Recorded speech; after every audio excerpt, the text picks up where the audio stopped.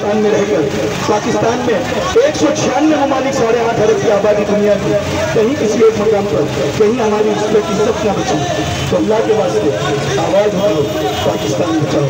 चलो भाई 2 रुपए 2 रुपए 2 रुपए 2 रुपए 2 रुपए 2 रुपए मुआइंदा करो तो सवारी 2 रुपए, गदा गाड़ी सवारी हमारी मुआइंदा करो, चलो टिकट पे रखो 2 रुपए। पाकिस्तान जिंदाबाद, I love you Pakistan. Rizwan भाई की क़यादत और तमाम रहनुमाओं को मैं सल्यूट और सलाम पेश करता हूँ। मैं जिंदा रहूँगा कम अज़ कम आपके दिल की तिजोरी में खुद होकर सर का ताज बनकर मुस्कुराहटों में हर दुआ में तो मिलूंगा। तो मैं आपके साथ हमेशा मोहब्बत करते हैं इसलिए कि हम उनसे डरते हैं, मोहब्बत करते हैं उनसे इसलिए कि हम मोहब्बत भी डर के करते हैं।